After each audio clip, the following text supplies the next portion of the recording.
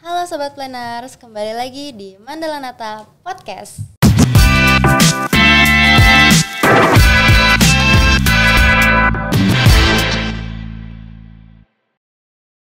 Hai, perkenalkan aku Jevanya Manuel dari Prodi Perencanaan Wilayah dan Kota tahun 2021.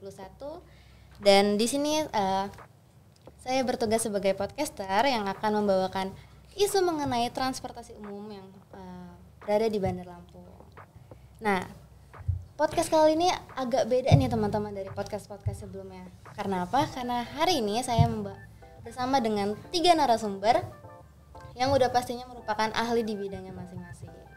Mungkin para bapak-bapak sekalian boleh perkenalan diri, sekalian menyapa para sobat-sobat planners. Ketua Umum dulu. Ya, baik. Terima kasih Mbak Anya. Hai teman-teman. Saya Tori, saya Ketua Umum Masyarakat Transportasi Indonesia.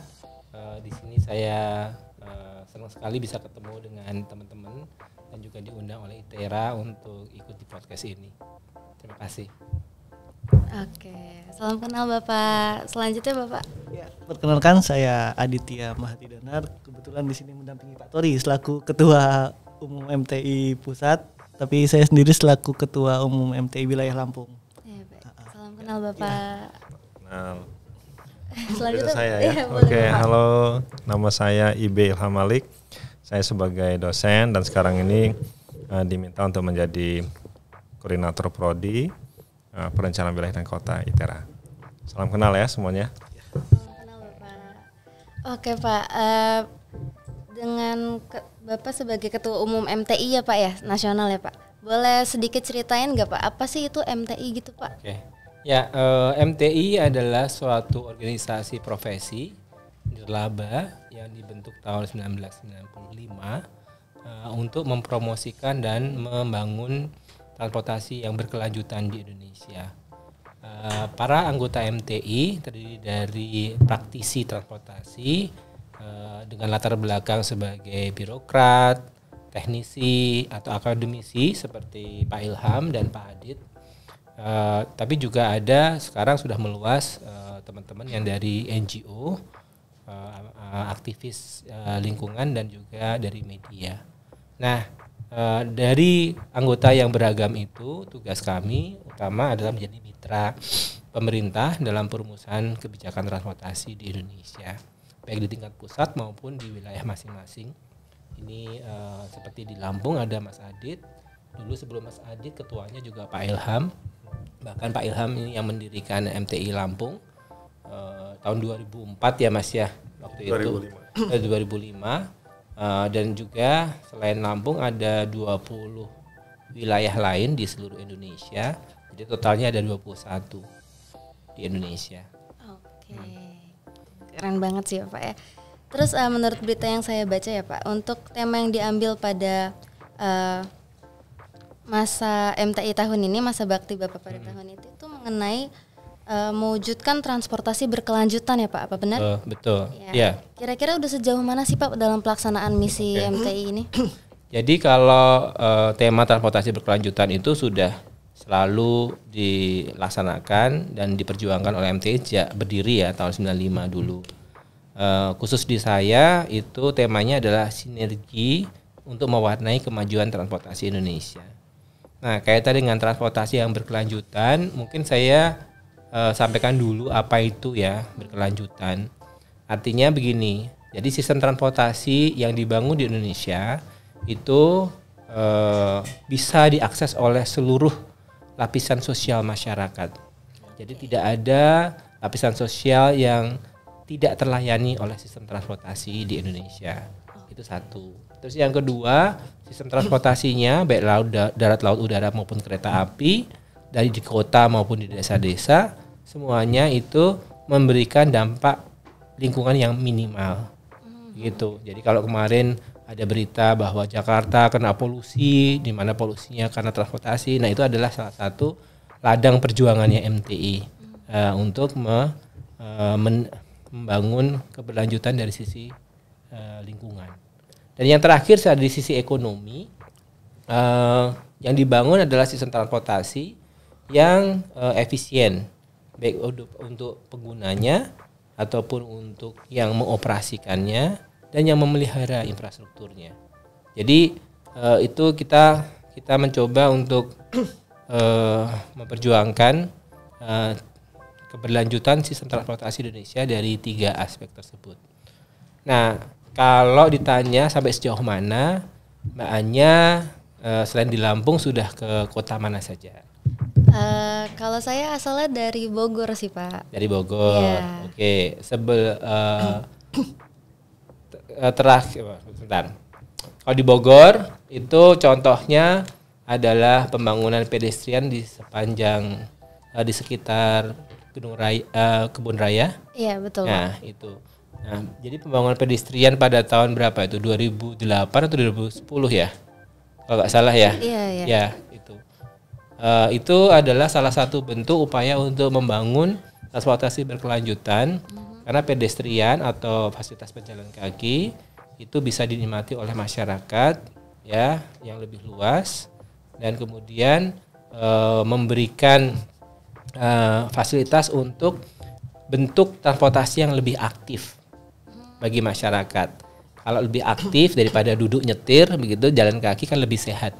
Berarti jalur pedestrian itu bisa dimaksudkan juga sebagai bentuk transportasi ya transportasi Pak, ya? yang berkelanjutan. Okay. Karena semua orang bisa menggunakan pedestrian, kemudian tidak memerlukan biaya, ya kan? Iya. Ketika menggunakan pedestrian tersebut dan kemudian sehat. Betul. Tidak menyebabkan polusi ya, kecuali kalau kentut ya. Oke Pak, baik. Saya mau nanya lagi nih Pak, dalam mewujudkan misi MTI ini nih Pak, kira-kira apa sih Pak masalah yang paling sering dijumpai Bapak selain polutan udara gitu? Ya, tadi sudah bisa tergambarkan ya secara sepintas bahwa isu transportasi berkelanjutan itu memang agak kompleks.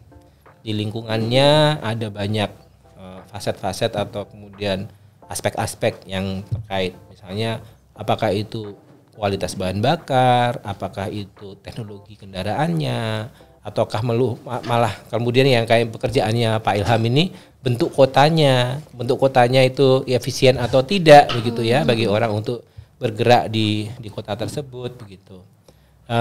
Tapi juga untuk yang nanti itu dari lingkungan, dari ekonomi juga nanti subsidinya seperti apa, pembiayaannya bagaimana, begitu juga dengan yang sosial. Jadi kalau dilihat kendala, semua aspek itu mempunyai kendalanya masing-masing. Begitu. Maka dari itu, MTI itu walaupun judulnya adalah organisasi profesi transportasi, tetapi tidak semua orang, tidak hanya orang transport yang aktif di MTI. Berarti orang-orang PWK bisa kemungkinan juga Pak? Sangat bisa. Okay. Ini MTI untuk yang teman-teman PWK, arsitek, urban design, urban landscape, urban urban lainnya begitu. Okay. Kita lagi mau ada program webinar dan pelatihan tentang koridor transit oriented development. Koridor based TOD gitu. Kalau selama ini kan yang diperkenalkan adalah point based TOD di mana berpusat pada simpul angkutan umum massal. Oh iya Pak. Nah, ini adalah membuat suatu koridor yang ramah buat transit layanan angkutan umum massal. Oh, jadi dibuat tempat transit ya gitu ya Pak? Enggak, sepanjang koridor. Oh, sepanjang koridor. Ya. Oh. Karena apa? Karena ini Mas Ilham ini sekarang sedang memberi advice kepada Dirjen Perhubungan Darat yang sedang membangun sistem BRT di 5 kota metropolitan. Nah itu kemarin dihitung-hitung totalnya ada sekitar 1.800 km Pak. Total rute angkutan umum yang akan dibangun di 5 kota itu. Ya, jadi bagi 5 ya sekitar 100-an ya. 400 km per kota. Per kota ya. Nah, diharapkan nanti dari 400-an atau ribuan kilometer itu ada koridor-koridor yang kemudian dibangun kembali jadi menjadi koridor yang bagus. Yang sangat ramah untuk para pengguna angkutan umum. Seperti kalau Mbak Anya ya di Sudirman Tamrin ya misalnya kita tahu, atau kemudian kalau di Barcelona itu ada Plaza de Catalonia ya, itu juga sama seperti Sudirman Tamrin begitu, tapi di situ ramah, bisa diakses dengan angkutan umum massal, ramah pejalan kaki, dan kemudian juga punya serapan-serapan polusi ya dengan landscape dan rindangan yang ada. Dibangun ruang terbuka hijau. Betul. Gitu ya Pak ya. Iya, Oke. betul. Baik, terima kasih banyak ya Pak ya. Ya. Mungkin aku boleh beralih ke Pak Adit. Boleh. Untuk Pak Adit nih Pak, Bapak kan sebagai Ketua Umum MTI bagian wilayah Lampung ya Pak.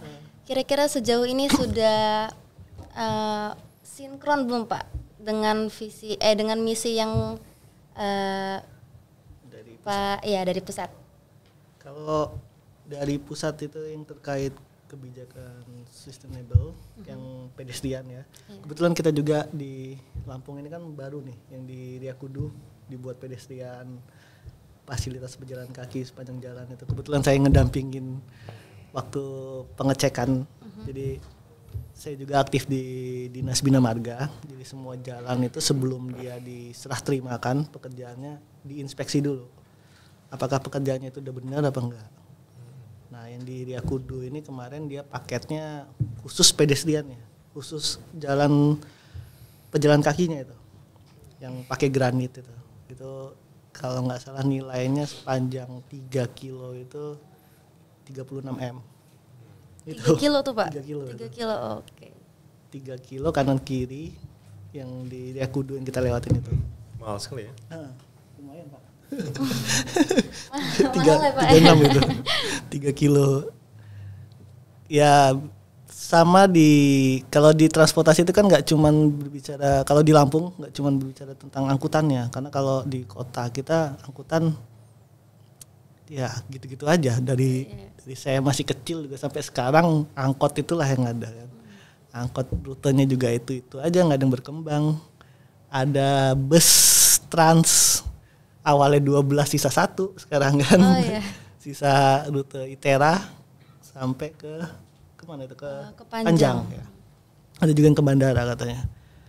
Ya begitu kami menunjang dari MTI pusat, ya ikut memberikan pemahaman tentang pentingnya angkutan umum itu ke Dinas Perhubungan provinsi kan. Kalau untuk di kabupaten sebetulnya kotanya dulu. Kalau kotanya udah menunjukkan cerminan dari ibu kota Provinsi Lampung kan Kota Bandar Lampung. Kotanya aja masih susah untuk membentuk suatu angkutan umum yang sustainable lah istilahnya. Apalagi di kabupatennya. Bisa dibayangkan gimana masih berkecamuk ya di sana. Gitu. Oke Pak, terima kasih banyak ya Pak. Mungkin saya boleh tanya satu studi kasus ya Pak ya. Menurut berita yang saya baca nih sempat ada penyekatan picu kemacetan. Terus menurut Ketua MTI Lampung kata sosialisasi dulu dong katanya. Waduh, maksudnya gimana tuh Pak? Soalnya di sini kayaknya kurang ini nih, kurang panjang gitu penjelasannya. Mungkin Bapak boleh jelasin lagi. Terus sosialisasi apa nih Pak yang untuk kemacetan kita ini? Kita ini kan kalau buka tutup jalan, pasang U-turn kanan kiri karena di Jalan Tengku Umar itu nggak ada. Kayaknya kajiannya masih kurang, terus kurang disosialin ke masyarakat. Jadi kalau kita menutup jalan kan disosialisasikan dulu, ini mau ditutup, perpindahannya kemana, kita alih fungsi jalannya kemana, itu harusnya dijelaskan dari dinas terkait. Kalau misalnya di kota ya dinas perhubungan kota, kalau dia spesifikasinya jalan nasional ya dari perhubungan nasional, kalau di provinsi. Nah tapi ini nggak ada babi bunya, tahu U-turn pindah sini pindah sana. Itu harusnya lebih akademik lah. Dikaji. Jadi maksudnya di U-turn-nya ya penyekatan. Iya, U-turn banyak U-turn itu. Banyak U-turn tutup, buka, terus kayaknya kayak uji coba gitu. Dicobalah dulu di sini ditutup, sana buka, nggak bagus. Sana yang dibuka, sini tutup. Jadi nggak sustainable gitu, nggak berkelanjutan. Oke, kalau sekarang buat Pak Ibe nih. Oke, Kita ganti-gantian ya Pak ya. Boleh. Kalau menurut Pak Ibe nih, dari sudut pandang Pak Ibe sebagai staf ahli, kira-kira gimana Pak terkait misi MTI ini Pak? Bagus sekali lah, pasti. Kalau untuk di Lampung gimana Pak? Ya, saya kira apa yang terjadi di Lampung juga dilandai oleh kota-kota yang serupa dengan dia. Jadi setiap kota kan pasti punya tantangannya masing-masing. Kita tahu mulai dari masalah kependudukan, ya, kemudian masalah ruang, ya, kemudian masalah ekonomi, kemudian potensi economic growth-nya seperti apa, yang kemudian akhirnya berefek pada mobilitas orang dan barang. Nah, kalau kita melihat bahwa sebenarnya apa yang diupayakan oleh MTI sebenarnya memang sudah sejalan dengan apa yang memang seharusnya terjadi ya. Saya dengan Pak Tori kan memang teman lama, jadi kebetulan saja saya sedang membantu di Dirjen Perhubungan Darat, kemudian Mas Tori menjadi Ketua Umum MTI, dan sinergi itu tentu terus berjalan karena memang semangat kita adalah memperbaiki masalah transportasi yang ada di Indonesia. Paling tidak framing seluruh decision maker itu pada jalur yang tepat begitu. Meskipun itu tidak mudah, tapi ya memang itu kira-kira misinya. Nah, tadi ada isu yang sangat menarik dan sebenarnya memang dari dulu kita ingin sekali menelaah ulang konsep TOD. Karena TOD ini kelihatannya ada yang mengalami miss dan memang definisinya terus berkembang. Nah, diantaranya adalah di dalam perencanaan kota, ya sebenarnya waktu kita merencanakan ruang-ruang kegiatan, struktur tata ruang, ya, waktu kita merencanakan struktur tata ruang itu, setiap fungsi yang kita tetapkan itu harus memperhatikan di mana rute public transportnya, gitu. Sehingga nanti disitulah kemudian kita memfungsikan suatu ruang untuk kegiatan-kegiatan yang ada yang disebut dengan bangkitan dan tarikan perjalanan, begitu namanya. Dan disitulah harusnya bangkitan perjalanan itu banyak, ya, bangkitan dan tarikan perjalanan itu banyak yang akan terfasilitasi oleh angkutan umum. Nah, karena itu yang disampaikan oleh Mas Tori tadi bahwa perlu ada yang disebut dengan koridor base, ya, TOD, itu memang sangat relevan sekali karena memang koridor itulah yang harusnya dikembangkan sebagai yang didefinisikan oleh yang dimaksud dengan TOD tadi. Jadi pembangunan yang berorientasi pada transit. Di antaranya adalah apa? Di antaranya kita memastikan yang namanya semua perizinan untuk komersial area mulai dari hotel, mall, apartemen harusnya berada pada koridor yang ada public transportnya. Nah, disitulah kita memfungsikan ruang-ruang kegiatan untuk komersial area, market, ya, ataukah office, building, itu semua harus berada di rute angkutan umum. Makanya dalam perencanaan tata ruang kita sudah meminta Mas Tori kepada teman-teman di ATR, ya, ATR BPN, karena mereka yang memberikan justifikasi apakah perda tata ruang itu disetujui atau tidak.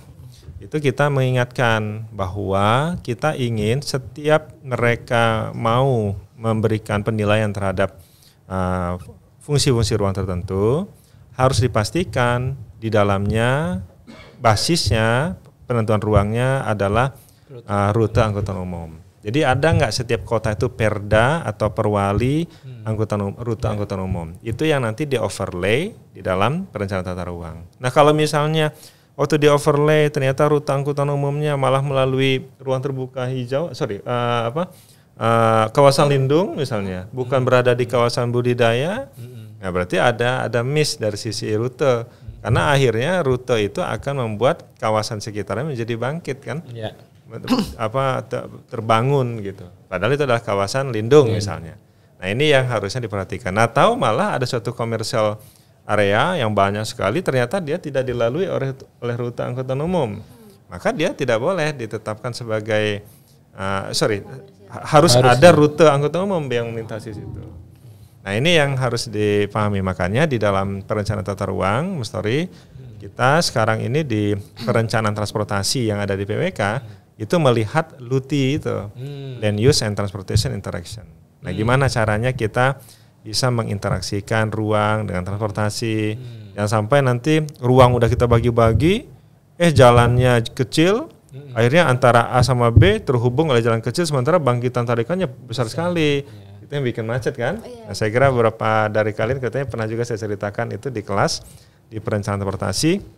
Itulah pentingnya kita menginteraksikan antara tata ruang dan transportasi. Nah, ini ada MTI, dan MTI tentu powerful untuk menyuarakannya, dan kita yang ada di PWK ya tidak ada salahnya, malah sangat direkomendasikan untuk juga masuk di MTI. Karena kita ada IAP itu mungkin tata ruangnya ya, tapi jangan lupa ada MTI karena urusan tata ruang itu harusnya lintas sektoral. Apalagi kita PWK bukan hanya ngomongin tata ruang kan, economic growth, population growth, land use change, semuanya kita yang ngutak-atiknya, sehingga alangkah bagusnya kalau kita juga bisa masuk ke profesi-profesi lain, paling tidak di organisasinya, untuk menambah wawasan. Gitu hanya. Oke, baik Bapak, terima kasih. Nah, karena udah bahas mengenai TOD tadi ya, mungkin kita sekarang masuk ke studi kasus kali ya Pak ya. Nih, jadi studi kasus yang aku bawa nih masih tentang transportasi umum, itu semenjak masa pandemik ini ya Pak ya. Operasi transportasi umum khususnya di Bandar Lampung ini kan sempat terhenti.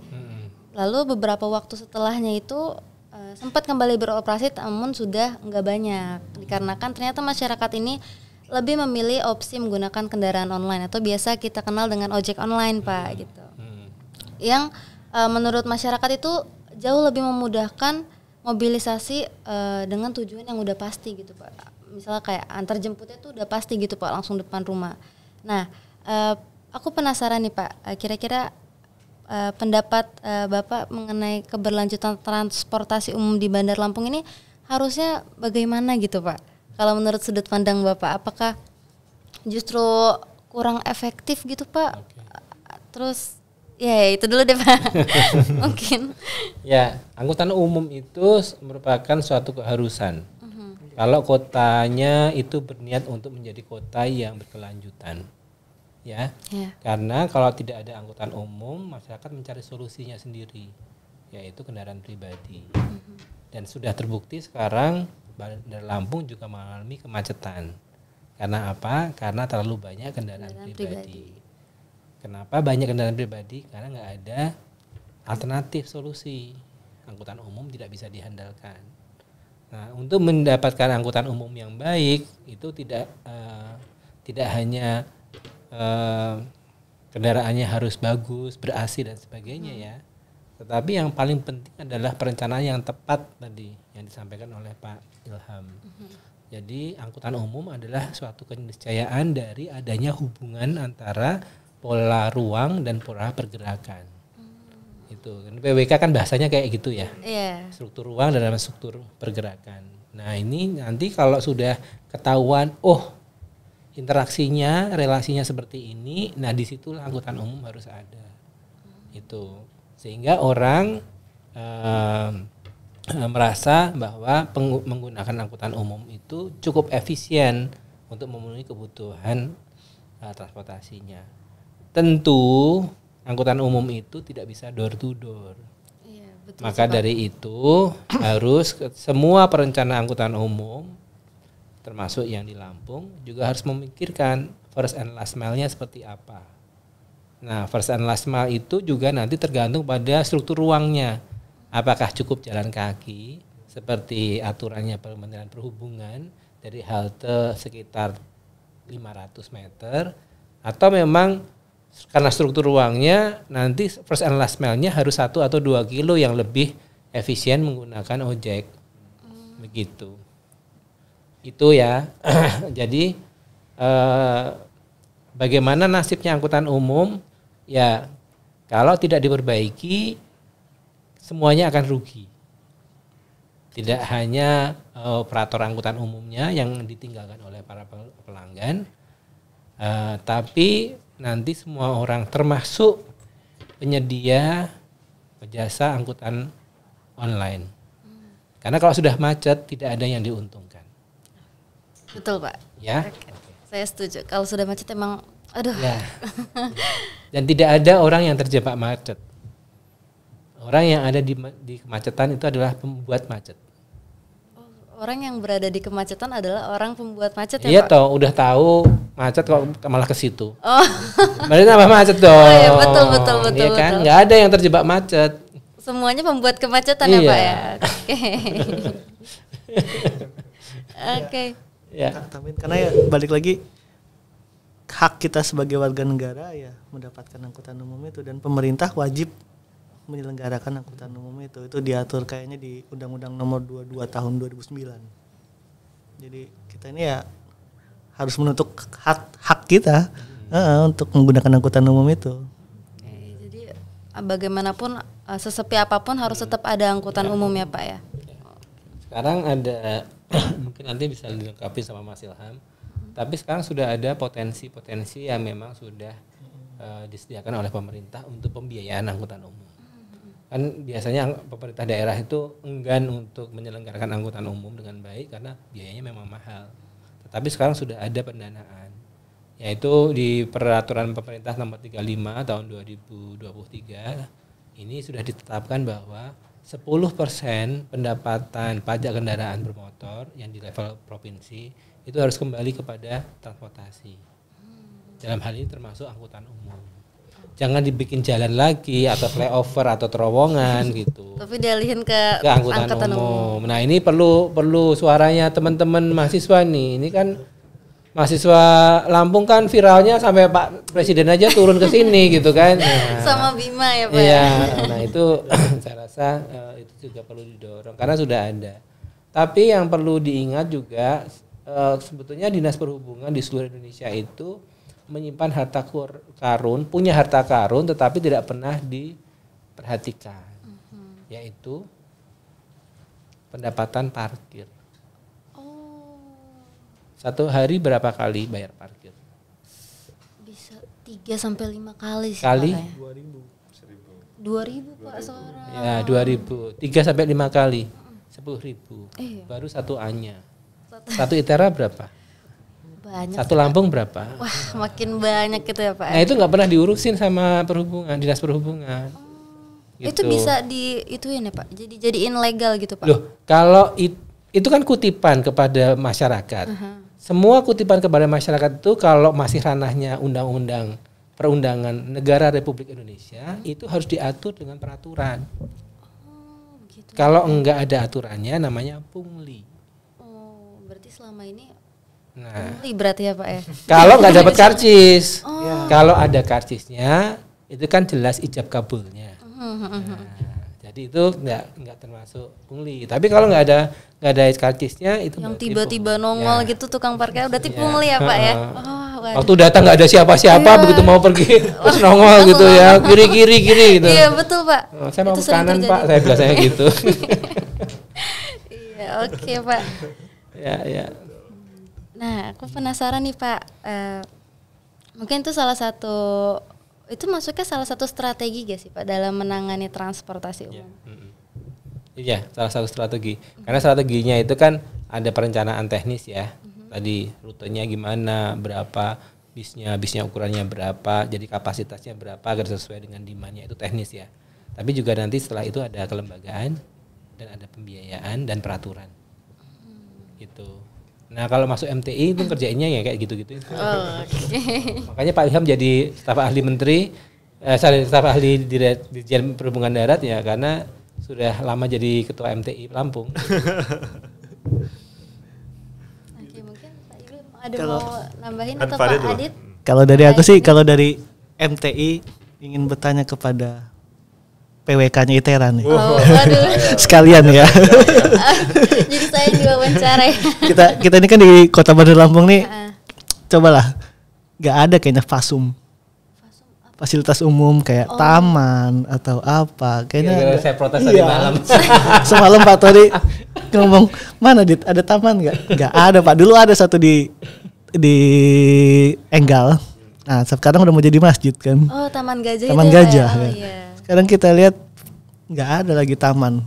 itulah tempat interaksi antar masyarakat itu kan di taman. Dari PWK juga harusnya coba rekomendasiin dinas pertamanan ya itu ya berarti ya, untuk membuat salah satu spot-spotnya, karena ya dari suatu kota itu ikon-ikon gitu. At least kalau di kabupaten dia ada alun-alun, Metro punya alun-alun Metro, Tubaba punya alun-alun lapangan yang di tengahnya itu, kotanya sendiri malah nggak ada. Gimana itu Pak Ilham? Sekalian. Berarti Pak. Saya bantuin ya. Iya, boleh Pak. Tapi ngurangin nilai loh nanti. Waduh. Kok ada nilai?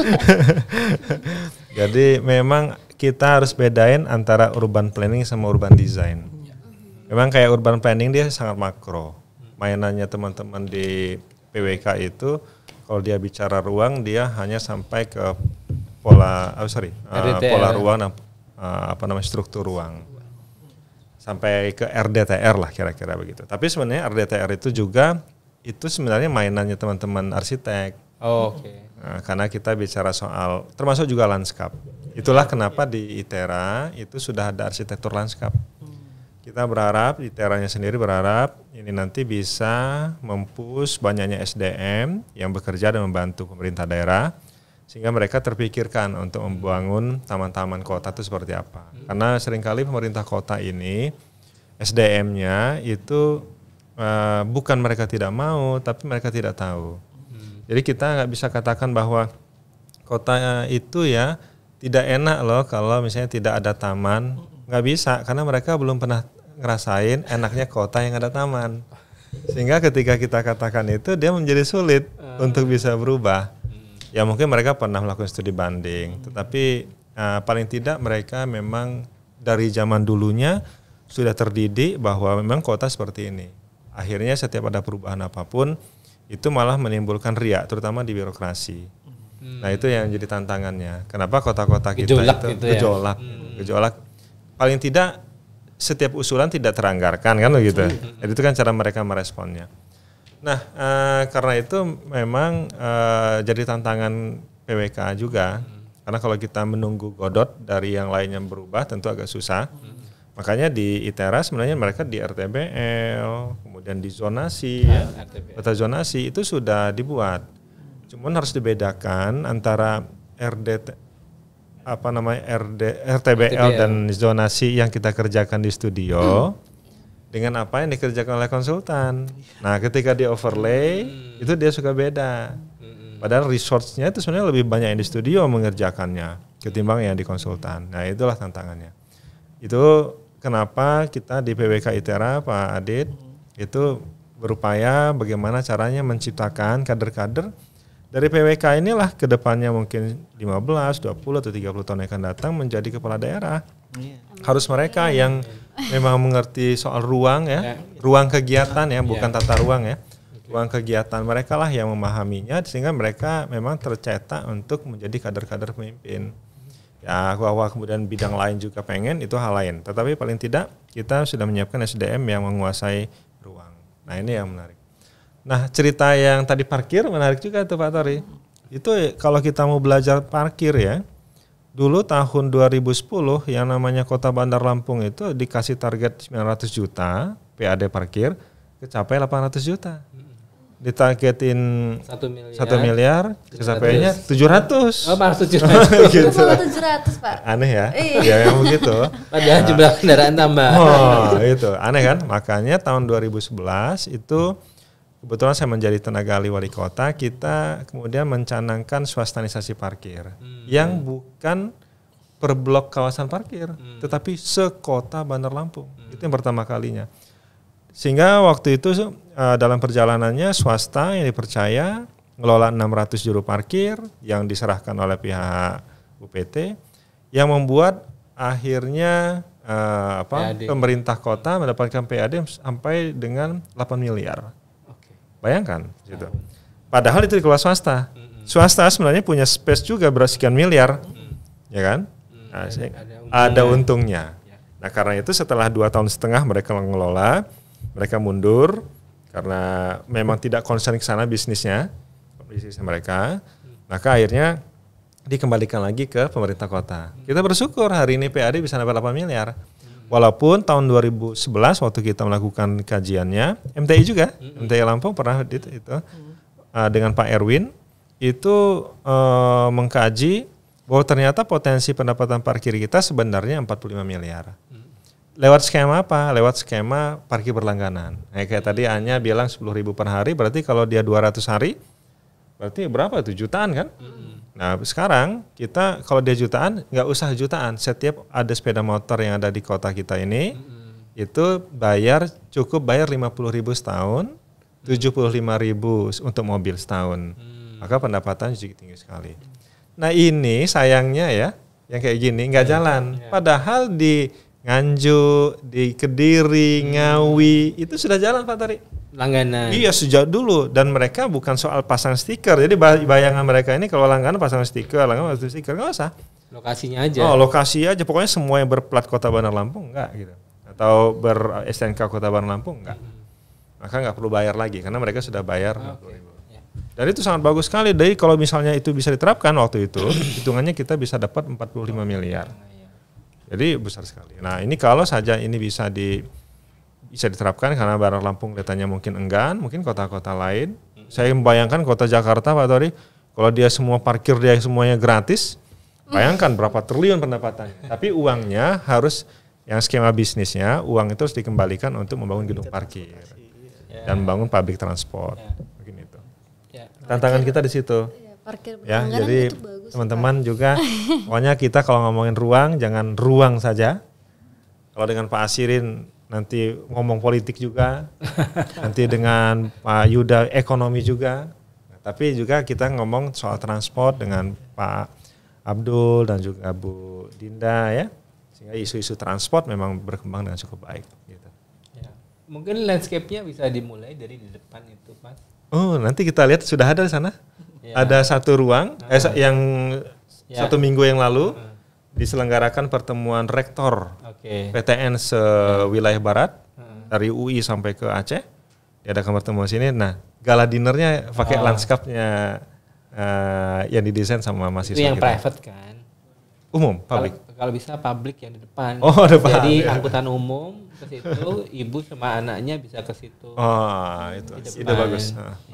Saya rasa itu nggak banyak. Paling 2 atau 3.000 meter sudah cukup. Iya. Apalagi kita punya 275 hektar. Ya di depan itu percontohan taman kampung atau taman kecamatan yang ini prototipenya di daerah. Iya. Nah mungkin nanti kita ada apa namanya di ujung? Kebun raya. Kebun raya. Kita sudah ada 70 hektar kebun raya Pak Tori. Harapannya separuh dari kebun raya Bogor ya. Oh iya. Kebun raya Bogor berapa? 40 ya? 150 ya. Ini kita ada 70. Oh 150 hektar dan itu saya kira bisa dikembangkan. Ya. Ya sangat bagus sekali itu. Ya, itu menjawab kritiknya Pak Adit ya. Ada keluhan, tapi di Jakarta kalau disuruh jalan-jalan ke taman, di pedestrian itu di Lampung kan panas. Ya. Jadi nggak menarik lah gitu, nggak mungkin kalau ngapain juga bikin fasilitas mahal-mahal begitu. Nah, saya selalu menjawab orang Indonesia itu suka jalan sebetulnya. Betul Pak. Suka jalan. Coba lihat di Singapura, orang Indonesia pada jalan. Kalau ke luar negeri pasti di Prancis juga pada jalan. Jadi di Jaksel juga banyak yang jalan. Sekarang sudah mulai jalan ya. Orang anak-anak yang Jaksel itu pada Gen Z itu pada jalan. Ya karena environment-nya kan sangat mendukung ya. Nah, makanya Mas Ilham MTI ini kita mau memperkenalkan koridor BSTOD itu karena yaitu kita itu perlu merubah wajah kota kita. Wajah kota kita itu selalu adalah wajah untuk motor dan mobil.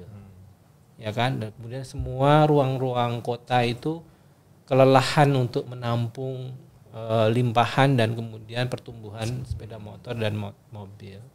Padahal kalau saya belajar itu waktu dulu ya di Korea, salah satu perbaikan yang dilakukan untuk BRT itu adalah active frontage. gitu.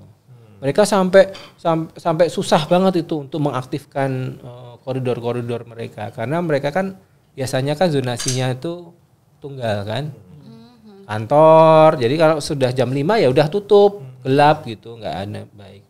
Nanti yang ruangan ya jadi tapi untungnya kalau mereka kan angkutannya bagus, jadi mereka setelah kantor ke zonasi yang pertokoan. Nah sementara kita sebetulnya punya active frontage yang di seluruh jalan kan. Ada warung pecel lele, warung bakso, warung pempek, mie ayam gitu ya. Hampir 24 jam kan sebetulnya. Cuman karena itu tidak pernah disentuh dengan perencanaan, arsiteknya juga nggak ngelihat bahwa itu ada gitu. Jadi kayaknya tuh ya begitu saja gitu kan. Padahal kalau disentuh dengan arsitektur, desain dan sebagainya kan jadi mungkin lebih indah, lebih tertata, lebih rapi gitu. Kotanya juga akan terasa berbeda sekali gitu. Nah ini yang kita perlu banyak arsitek dan PWK ya, mahasiswa PH yang paham untuk itu. Jadi saya mengundang teman-teman PWK ITERA dan mungkin ITERA malah kemudian bisa jadi penjuru untuk semua mahasiswa perencanaan wilayah di seluruh universitas yang ada di Lampung ini. Untuk webinar dan kegiatan diskusi koridor based transit oriented. Sangat bisa. Jadi nanti teman-teman Mandala Nata ya bisa kerjasama dengan MTI. Biar nanti untuk yang Gen Z-nya teman-teman Mandala Nata nanti yang kelola. Jadi nanti se-Indonesia kan kita bisa bikin podcast dan juga ini dalam rangka mensosialisasikan konsep itu ya. Betul. Nanti kita bisa online kan.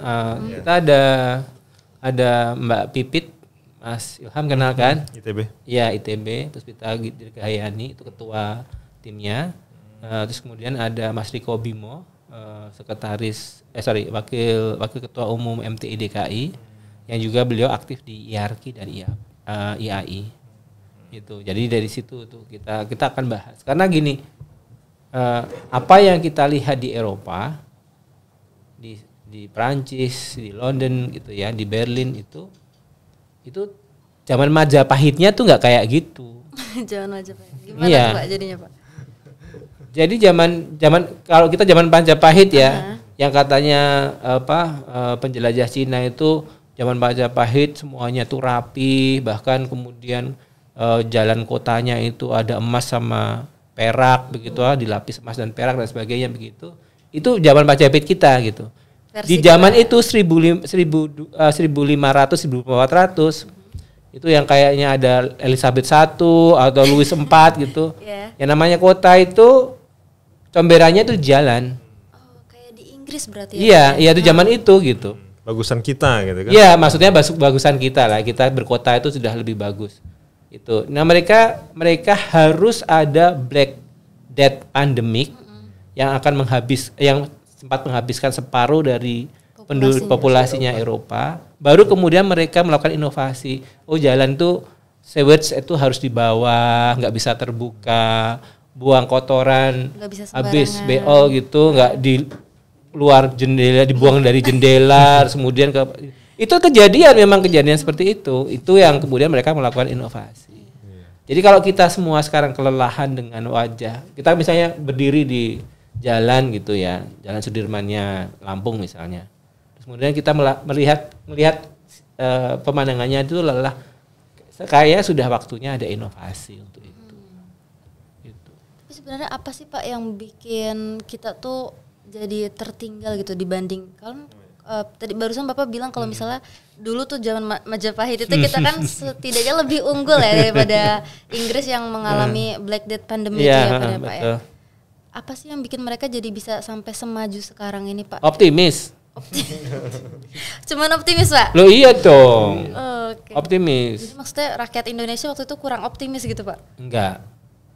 Yang maksudnya kita menurun ya dari Majapahit zaman sekarang ya. Kalau itu mungkin gara-garanya kita nggak akur.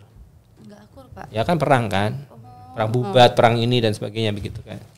Tapi kalau yang di sana saya ngelihatnya karena pandemik kemudian mereka optimis, dan sudah akur atau tetap akur ya, mereka menciptakan inovasi. Gitu. Politiknya juga nggak banyak, Pak. Oh ya banyak. Partainya nggak banyak ya. Kalau politiknya Kalau di sini politiknya banyak, Pak. ya, saya rasa ini ya anak muda sekarang memang harus optimis ya. Dan saya melihatnya anak muda itu sangat praktis, mikirnya nggak panjang-panjang gitu ya. Jadi kalau mau ya saya harapkan kepraktisan seperti ini itu nanti akan dalam 5-10 tahun ke depan udah berpengaruh ke birokrasi kita gitu. Ketika teman-teman kalau bisa mudah ya dimudahkan lah ya. Bukan kalau bisa sulit kenapa dimudahkan gitu. Itunya. Iya. Oke. Aku mau Oke. Aku mau nanya lagi nih Pak terkait TOD. Dari tadi kan kita bolak-balik Transit Oriented ya, Development ya. Itu Pak kira-kira penerapannya udah sejauh mana sih Pak? Tadi kan Bapak sempat singgung udah ada di 5 kota metropolitan ya? Ya, Kira-kira jadi gini, yang 5 kota metropolitan itu adalah angkutan umumnya. Jadi mau Kementerian Perhubungan itu mau bikin sistem BRT di 5 kota ini. Nah, yang menarik itu memang kita sudah identifikasi sejak lama bahwa perbaikan koridor itu memang harus dilakukan. Jadi sejak MTI, saya waktu dulu di MTI DKI bantuin Transjakarta, itu pedestrian juga jadi satu. Jadi satu fokus, jadi satu bagian gitu. Walaupun nanti pengampunya beda ya, PUPR sama Dinas PU sama Dinas Perhubungan. Tapi koridor sepanjang jalur angkutan umum itu perbaikannya itu sudah kewajiban. Nah yang terakhir ini dari MTI Bali, itu kemarin cerita mereka melakukan FGD tentang angkutan umum. Mungkin ya teman-teman yang sering ke Bali udah tahu ya di sana ada Transmetro Dewata sama Transabagita kan. Nah, ketika mereka tanya angkutan umumnya ini sudah bagus dari sisi kendaraan. Tapi keluar masuk kendaraannya itu yang kemudian masih isu. Gitu. Nah, kemudian ketika ditanya, jadi servisnya seperti apa yang diinginkan? Jadi mereka menginginkan tidak hanya angkutan umum yang handal, tetapi adalah angkutan umum yang servisnya itu membuat mereka mau meninggalkan sepeda motor. Ketika kita probing, kita analisis lebih lanjut, kita tanya-tanya lagi, salah satunya adalah koridornya itu menarik untuk naik angkutan umum. Jadi mau turun dimanapun mereka tahu bahwa akan nyaman, akan ketemu banyak pusat-pusat kegiatan dan sebagainya. Ibaratnya nggak nyasar lah ya Pak ya? Ya betul. Gitu. Nggak kemudian turun halte terus in the middle of nowhere nggak tahu gitu. Iya. Oke Pak. Oke. Nah, terkait waktunya udah habis. Pak Tori kelihatannya harus mengejar pesawat. Iya. Oh oke deh. Ya udah deh. Kalau kayak gitu mungkin kita bisa satu pertanyaan lagi. Boleh. Satu pertanyaan lagi ya Pak ya. Boleh. Terkait strategi TOD ini ya Pak. Kira-kira penerapan di Lampung ini apakah mungkin gitu Pak? Adit dulu. Mungkin saja sih. Kira-kira mungkin akan terlaksana dalam waktu dekat atau mungkin butuh waktu yang Kalau ditanya mungkin, tapi kalau ditanya dalam waktu dekat kayaknya belum saat ini dulu. Karena balik lagi penerapan itu kan arahnya ke kebijakan dari pemerintah masing-masing. Nah, pemerintah kita ini ya kita lihat ke arah mana. Pemkotnya apa Pemprovnya ke arah mana dulu. Kayaknya kalau saat ini belum. Mungkin 5 tahun mendatang mungkin udah bisa. Demand-nya ada, kebutuhannya ada, tapi bicara soal supply-nya datangnya kapan, itu memang bergantung dari kepala daerahnya. Nah, kepala daerahnya bisa tercerahkan gitu. Terarahkan ke sana, terserahkan, saya kira dia pasti bisa. Cuma kalau melihat yang sekarang ini mungkin agak sulit ya. Walaupun kesempatan bagus zaman kampanye ini bisa didorong ke sana. Ya, makanya nanti ke depan Pak Adit bersama dengan teman-teman MTI Lampung itu bisa terus menerus untuk mencerdaskan birokrasi memang. Kalau masyarakat saya kira banyak pemahamannya lah ya. Tapi di birokrasi itu seringkali juga hanya nggak tahu memulainya dari mana gitu merekanya. Apakah mulai dari regulasi atau bikin tahap perencanaan atau pengajuan anggaran atau studi banding ataukah apa, mereka nggak tahu mulainya dari mana ya gitu. Walaupun itu di kerangka di dalamnya ya, walaupun tentu yang tertampak sama kita bukan itu. Nah jadi ini memang jadi tantangan kita, gimana caranya terus menerus memberikan ruang pemahaman pada mereka.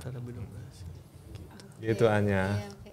Hebat banget jawabannya, saya sangat merasa langsung jadi open minded gitu Pak terkait transit oriented development ya oke. Kalau jadi corridor base. kalau sekarang ini Pemprov masih ke arah perbaikan jalan. Ya. Oke. Ya, oke. Saya rasa cukup ya Bapak-bapak semua atas pembahasan kita terkait transportasi umum ini. Jadi semoga teman-teman yang akan nonton akan merasa apa yang saya rasakan, yaitu keren banget deh pokoknya. Jadi ini pengetahuan baru yang Hanya lebay deh. karena saya baru ini Pak kayak podcast ngobrol dengan orang-orang hebat gitu, orang-orang penting gitu kan Pak ya. Oke. Hanya ngambil kata-kata yang bersiko. Nanti orang yang sebelum diwawancarain dibilang, oh saya nggak hebat. Waduh nggak kayak gitu Nggak, maksudnya. ya. Tapi kita berterima kasih karena ada Pak Tori, Ketua Umum MTI ya Anya ya. Iya, makasih banyak kemudian Bapak. ada Pak Adit. Adit. Kalau aku kan dekat jadi bisa main-main ke sini nanti. Ya, dan nanti bisa minta nomor WA beliau berdua. Ya. Kalaupun nanti diselenggarakan secara online juga bisa. Ya. Terkait seminar nasional ini. Bisa ya, boleh. Atau wawancara, Ya. mungkin ada hal-hal baru, termasuk menindaklanjuti yang tadi. Yang tadi, webinar tadi ya. Webinar ya. tadi ya. Karena kita ada SG kan, Iya, ada betul, mata Pak. kuliah SG. Nah ini sudah bisa ini. Apa namanya? narahubungnya ya? Narasumber langsung. Oh, ya, narasumbernya langsung. Narasumber. Dan nanti dari Pak Tori kita bisa dapat banyak narasumber-narasumber Ya, lain. iya. Baik itu di level nasional maupun internasional. Sama satu lagi. Jadi nanti 5 tahun lagi Anya ya, tolong ya, ada taman di depan teras. Oh iya, betul. Oke deh Pak, saya usahakan ya Pak ya. Tahun ini perencanaan embung penataannya sudah Iya. Yang semua anak-anak kalau belum ke situ belum menjadi Betul, anak. gitu. Pak. Betul. Oke Pak, oke Pak. Oke, sekian aja dari podcast hari ini. Aku pamit undur diri. Bye. Bye. Assalamualaikum. Waalaikumsalam.